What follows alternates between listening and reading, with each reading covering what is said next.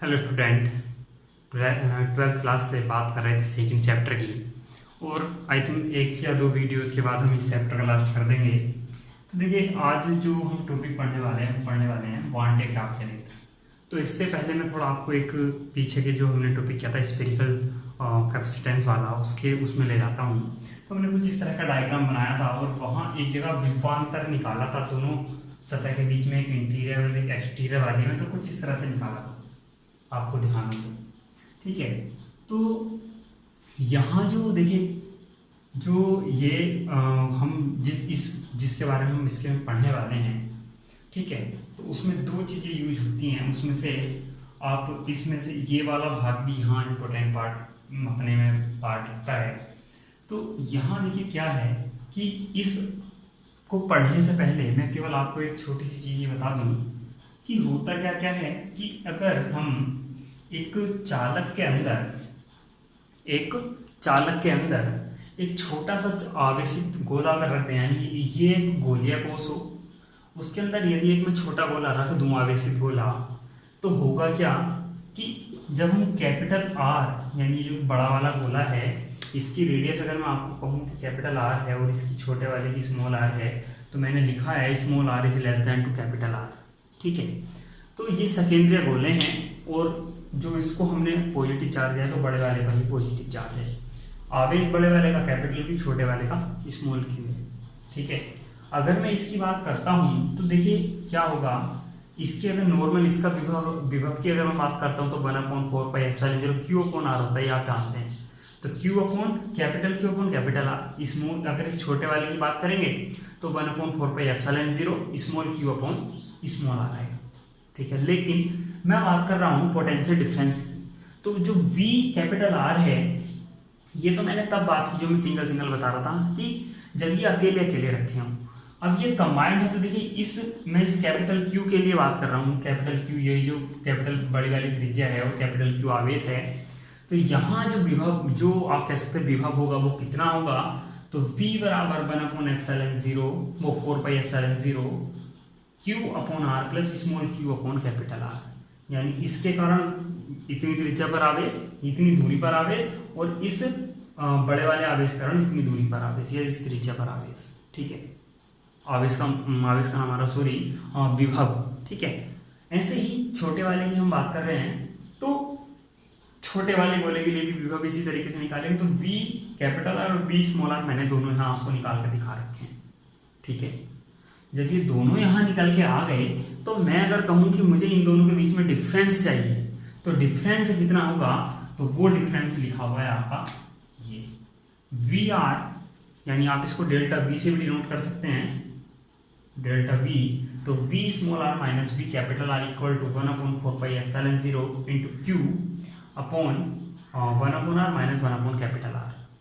ये आप यहाँ से आप निकाल कर आ सकते हैं इन दोनों समीकरण से। आप इस वाले से इस वाले को घटा दीजिए, आपकी ये समीकरण निकल के आ जाएगी, ठीक है। तो अब एक चीज यहां देखिए कि यदि इस बाहर वाले गोले पर हम कितना भी आवेश बढ़ा दें, चाहे पॉजिटिव ही क्यों ना हो, हमेशा जो विभव उच्च विभव होगा वो इस छोटी वाली त्रिज्या का होगा। आप जानते हैं कि विभव जो होता है वो V proportional to, inversely proportional to R होता है। तो ये जो भाग होगा ये उच्च विभव का होगा सदैव। तो इसका मतलब ये जो मैं कह रहा हूँ कि ये उच्च विभव का क्षेत्र है, तो आप इसका मतलब इस सेंटेंस का मतलब आप यहाँ से देखिए कि जब ये उच्च विभव का क्षेत्र है, तो हम क्या जानते हैं कि जो आवेश का प्रवाह होता है सदैव उच्च विभव से निम्न विभव की ओर होता है, उच्च विभव से निम्न विभव की ओर होता है। इसका मतलब जो आवेश होगा हमेशा इस छोटे गोले से अंदर वाले से बाहर की ओर स्थानांतरित होता रहेगा, चाहे इस बड़े वाले गोले पर आवेश कितना भी क्यों ना जाए। इस कितने का मतलब मैं भी बताऊंगा, ठीक है। तो यहाँ आवेश चाहे आप अधिकतम कितना कर लीजिए, लेकिन आवेश तब भी यहाँ से अंदर वाले गोले से बाहर की ओर ट्रांसफर होता रहेगा। इसका मतलब ये जो डेल्टा V है, यानी विभवांतर निकल के आएगा, ये हमेशा एक पॉजिटिव वैल्यू होगी, कैसी वैल्यू होगी, एक पॉजिटिव वैल्यू होगी। क्यों? क्योंकि ये उच्च विभव का क्षेत्र है, तो आप देख रहे हैं 1/r पहले लिखा हुआ है, इस 1/r छोटा बाद में लिखा हुआ है माइनस के बाद। तो जब आप 1/R स्मॉल r से 1/R घटाएंगे तो हमेशा क्या होगा, ये पॉजिटिव मान ही होगा। तो इस वजह से क्या होगा कि ये delta V always is positive. So जो हाई वोल्टेज एरिया है वहाँ से लो वोल्टेज एरिया यानी लो वोल्टेज एरिया की ओर क्या होगा, आवेश का प्रवाह होता रहेगा, यानी अंदर वाले गोले से बाहर की ओर आवेश का प्रवाह होता रहेगा। ठीक है, ये चीज़ अगर आप समझ चुके हैं तो अब बात करते हैं हम अपने टॉपिक पे जहाँ जो हमें पढ़ना है। ठीक है, तो ये चीज़ ध्यान रखेंगे कि अंदर वाला जो छोटा गोला है हमेशा उससे क्या होता है, आवेश बाहर की ओर हमेशा स्थानांतरित होता रहता है। ठीक है, तो अब इसके लिए एक तो ये आपको पता होना चाहिए कि हाँ ये ऐसा कैसे हो जाता है, आवेश बाहर कैसे चला जाता है। अब इसके लिए एक सिंपल से दो मैं आपको बताऊं तो वान डे ग्राफ जनित्र क्या है।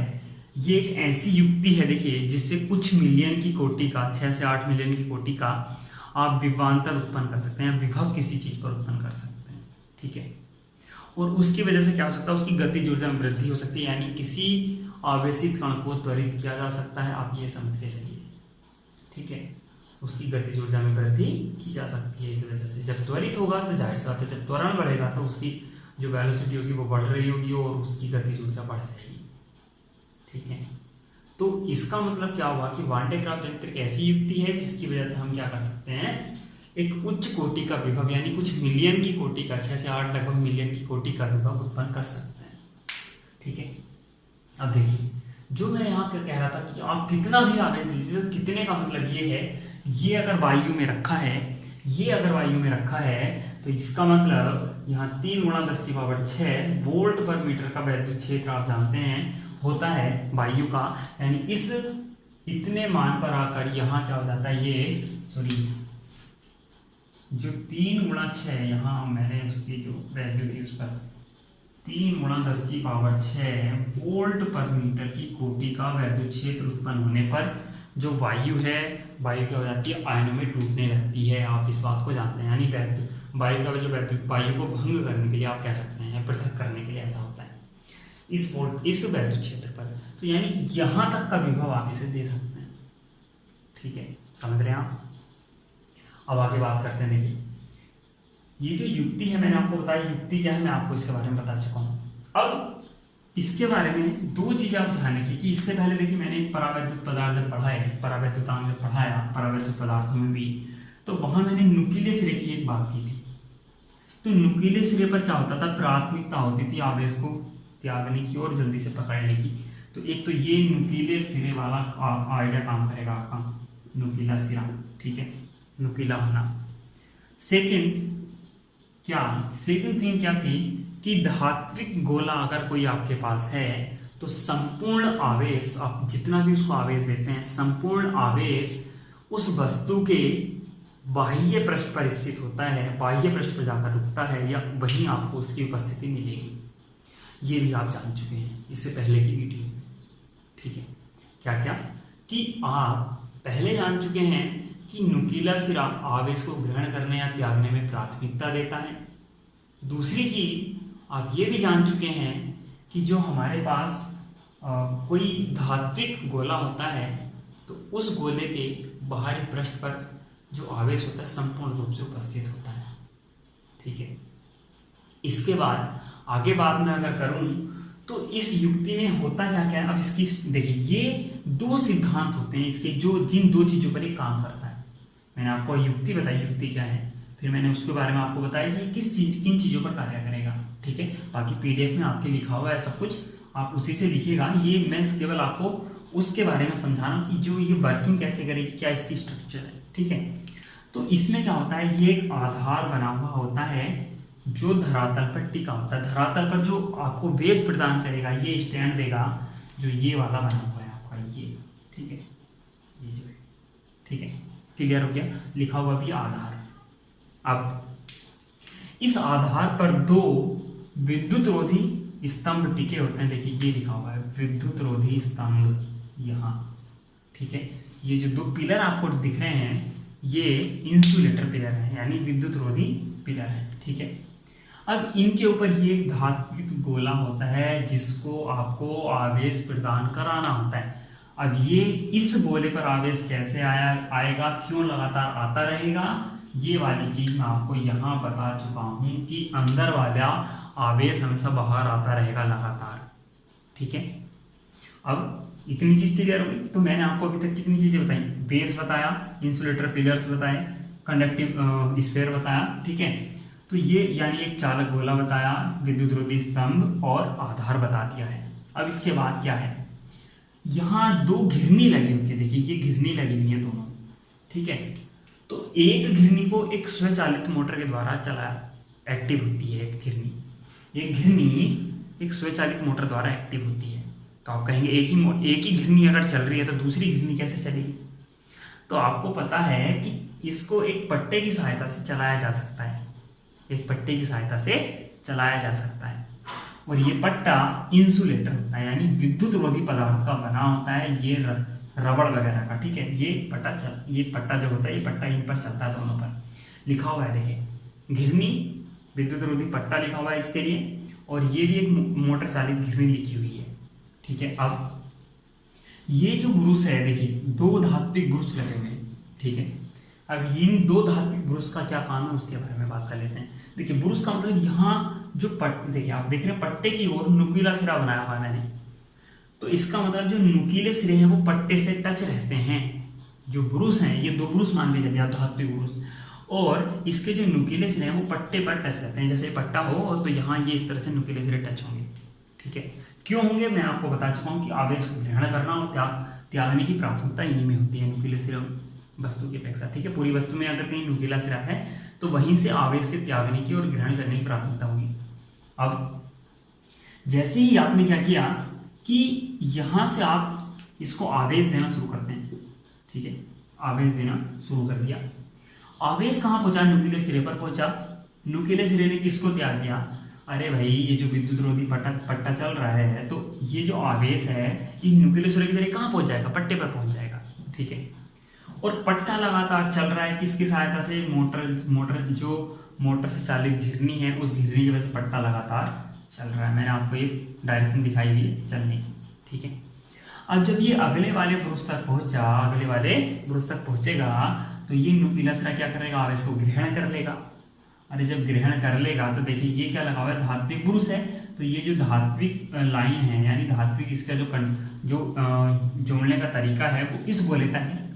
यानी ये जो नुकीला सिरा है, ये जो ब्रुश है, ये बाह्य जो आपका गोला है, बाह्य गोला, इस तक रुका हुआ है धात्विक गोला जो है, यानी चालक गोला जो है आपका, तो यहाँ तक जुड़ा हुआ। तो आवेश जो भी जाता रहेगा वो आवेश यहाँ इस गोले पर उपस्थित होता रहेगा, और ये पट्टा घूम के फिर वापिस यहाँ आएगा। आप लगातार यहाँ से आवेश देते रहिए, ये आवेश यहाँ से जाकर इस नुकीले सिरे से, यानी इस ब्रुश के सहायता से ये पट्टे पर जाएगा। फिर ये पट्टा घिरनी की सहायता से चलेगा। ये घिरनी की वजह से पट्टा जब चलेगा तो पट्टे की सहायता से आवेश ऊपर जाएगा, क्योंकि ये विद्युत रोधी पट्टा है। ये वाला ब्रुश इस आवेश को ग्रहण करेगा और किसको दे देगा, इस गोले को आपको दे देगा, इस चालक को। अब देखिए एक चीज कि यहाँ आपको मैंने आपको बताया कि ये आवेश यहाँ इस तरीके से लगातार यहाँ वापस आता रहता है। ठीक है, इस बात को आपको ध्यान रखना है कि यहाँ जो आवेश है लगातार क्या होगा, इस तरीके से आवेश क्या होता रहेगा, बाहर इस वजह से आता है क्योंकि यहाँ आप दिख रहे हैं कि मैंने आपको ये चीज़ बताई है कि आवेश लगातार बाहर क्यों आ जाएगा। बाहर वाली बॉडी पर कितना भी आवेश आप देते रहें, क्योंकि अंदर वाला भाग उच्च विभव का है और ये वाला भाग निम्न विभव का है, तो आवेश का जो स्थानांतरण है लगातार ये होता रहेगा। कब तक, जब तक कि वो ये वाली जो वैल्यू प्राप्त नहीं कर लेता, जो वैद्युत क्षेत्र उत्पन्न करने के लिए होती है। ठीक है, किसका, अगर ये वायु में रखा है तो।